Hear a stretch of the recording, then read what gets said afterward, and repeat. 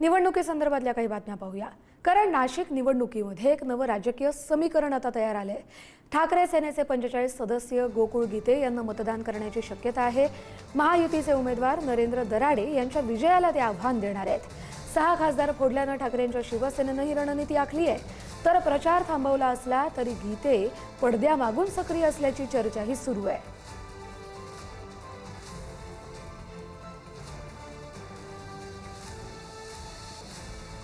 ठाकरेंचे जे 45 सदस्य आहेत ते महायुतीचे उमेदवार नरेंद्र दराडे यांना मतदान न करता गोकुळ गीतेंना मतदान करणार आहेत। एकनाथ शिंदे यांनी ठाकरेंच्या शिवसेनेचे 6 खासदार फोडले आणि त्याचाच एक काहीसा बदला म्हणून हे ठाकरेंचे जे सदस्य आहेत 45 सदस्य ते गोकुळ गीतेंना मतदान करण्याची दाट शक्यता आहे। कारण 6 खासदार फोडल्यानं ठाकरेंच्या शिवसेनेनं ही नवी रणनीती आखल्याचं कळतंय।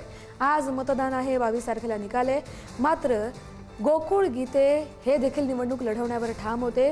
नाशिकमध्ये याच गोकुळ गीतेंच्या उमेदवारीवरून प्रचंड मोठा गोंधळ झाला होता आणि त्याचाच फायदा आणि त्याचाच वापर आता बदल्यासाठी ठाकरेंचे सदस्य घेणार आहेत। 6 खासदार फोडल्यानं ठाकरे सेनेनं रणनीती आखली आहे। जरी गोकुळ गीतेंनी त्यांचा प्रचार थांबवला असला, माघार घेतलेली असली तरी निवडणुकीमधल्या पत्रावर मात्र त्याचं नाव आहे।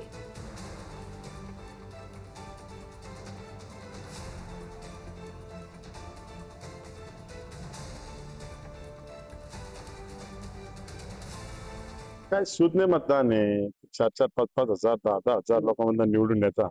त्यांना सगळा अनुभव आहे, त्याच्यामुळे याच्यावर काही परिणाम होणार नाही।